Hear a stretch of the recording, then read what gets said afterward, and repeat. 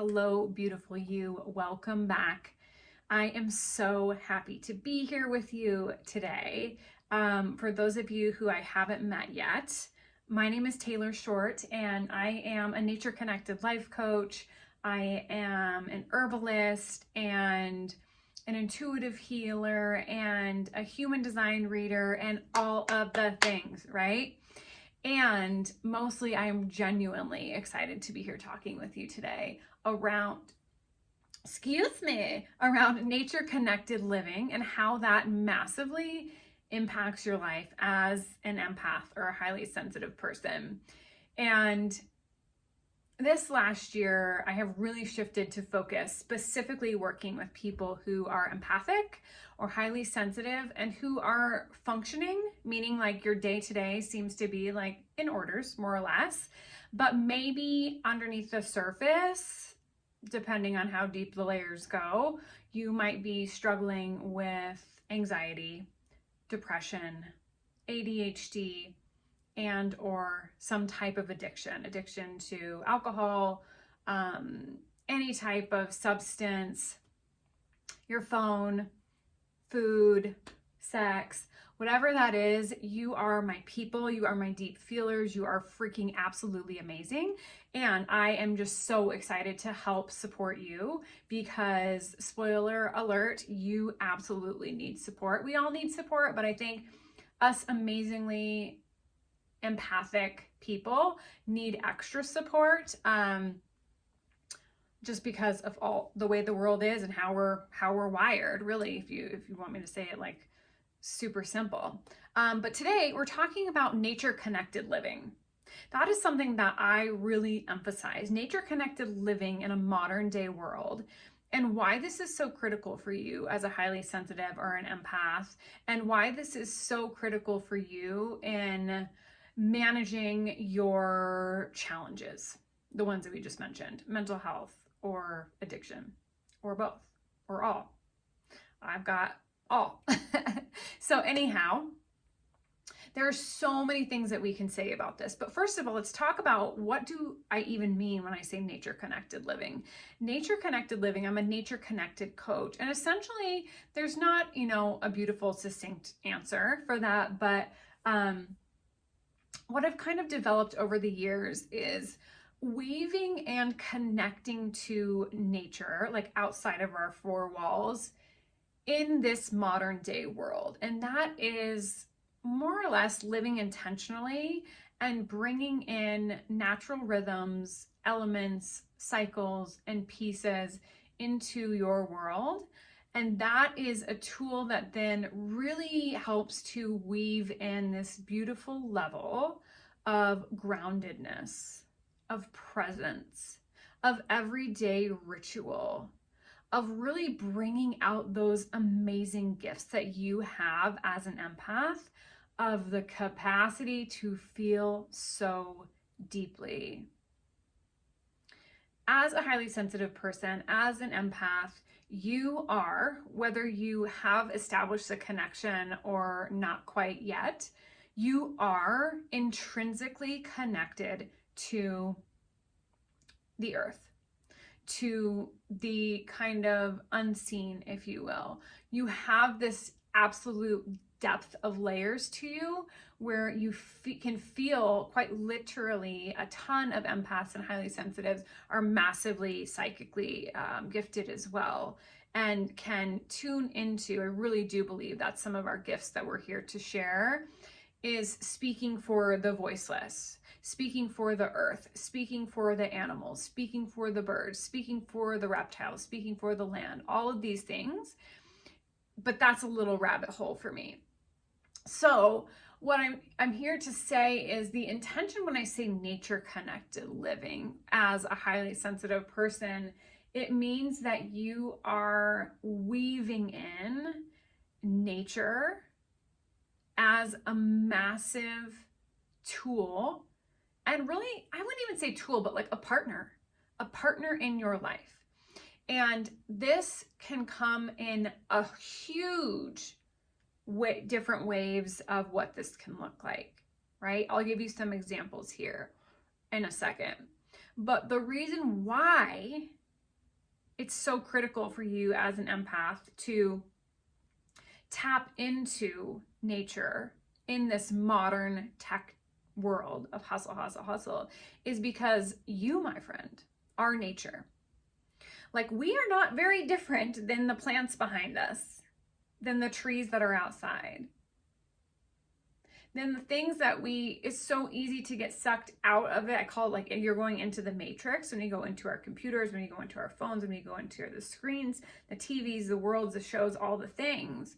That's kind of the matrix world. I feel like it's a little bit fake, but it's what we're dealing with. So we have to learn how to balance it. So that world is very, very, very taxing for us as highly sensitives because we have not yet adapted to that. Our nervous systems have not, our brains have not. And it's a very non-natural, it's a very machine-made pace, which I truly don't believe that any of us humans were meant to operate at that pace of 1,000% of the time. Because when you pause for a second and you work and you start looking at nature, the earth, is something that has learned and truly mastered surviving. The earth has been around for many, many, many mass extinctions, 5 or 6, I think, and a couple of billion years. Putting that into comparison for how long humans have been on this planet, it is like not even a, so that's why we turn. That's why I turn. That's why I weave this into the work that I do. I turn to nature so that then can teach us the way of the world, how to survive in this natural world. We are part of nature. What do I mean by that? You are nature. You are a naturally occurring being. Anything in nature is something that grows, survives, thrives, operates without something doing it for them, without a machine doing it for them, right? So you are nature. And so kind of the laws of the earth, the elements of the earth, the plants, the soil, all of the things are weaved into you.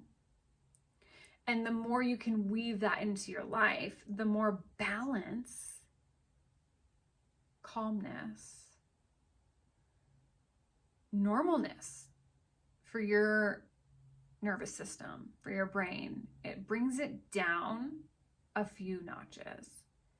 I guarantee you have felt that when you visited the ocean, when you got lost in the woods, when you had a quiet morning watching the sunrise, when you sat in a garden and just observed the beauty of nature, right? You can feel the visceral difference than the incessant busyness of the screen world that we vortex into. So these are like and the reality is we have to learn how to do both, right? And that's why I'm all about balance. Balancing out the modern world has such benefits, but also a lot of really intriguing detriments for us as empaths. And then the natural world, which we're moving further and further away from, but we want to intentionally bring that in to find a beautiful art. I just had to ruin all of that with being so corny. Anyhow. I always tell my husband, I think I am the funniest person alive. So if you don't laugh at your own jokes, what are you doing? Anyhow, so let's talk a little bit more too about like what is like this is so great, Taylor. Like, what are you talking about? Nature-connected living. Like, what does that mean? If you think like this, you are my people, because I think the exact same way. Like, I love to hear the philosophy as my Sagittarius piece. And then my Capricorn piece is like, all right, so now what? How are we getting to this, girlfriend? Let's talk, right? So play with this. We are given so many rules and shoulds and things that we can do. Like, we want to know, and we're also studious, good people, right? And we want to know the right way to do things. Well, there's no wrong way to do this thing, right? So weaving in nature is such a beautiful creative process for you in your day today, and find what works for you. Some ways that I like to practice nature-connected living is one of the main ones that has shifted my life completely is gardening. Gardening, it doesn't matter if you live in an apartment, you can garden. There are ways to do that, and let's chat if you're excited about learning. But gardening is like it is truly, honestly, one of my therapies, one of my best spiritual practices. I could live in my garden, truly. And composting. So there's a big opportunity to pause and slow down and put ritual around nature-connected living in our kitchens, because that is really a beautiful place where outside world, natural world meets us to then go into the modern world, right? So it kind of nourishes us and goes into the modern world. Cooking, drinking herbal tea, having mindfulness and really deepening into a gratitude practice for the food that you're eating, maybe a ritual around creating a tea ceremony. There's mindfulness ways of drinking a cup of coffee. Nature-connected living it's about intentionally connecting with the nature that is already around you. And you can do this in any way, shape, or form. You can do this through meditation. You can do this through going on a walk. You can do this through sitting and looking outside of your window for 5 minutes. You can do this by creating a utopian landscape for you to have. There's not a way that you can't do it. The intention is like tapping into Mother Earth. That's such beautiful, juicy, amazing, nurturing energy that we all so badly need right now. And how can you weave it into your life? And the goal of what we're doing is this is not something that we do for like a New Year's resolution for a week, in the year. This is something that you practice just about every day in small, beautiful ways.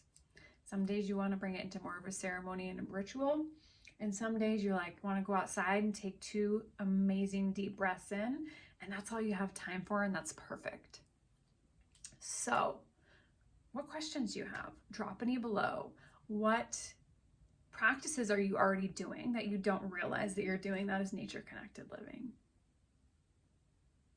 I think that's it for now. So much love to you. Mwah.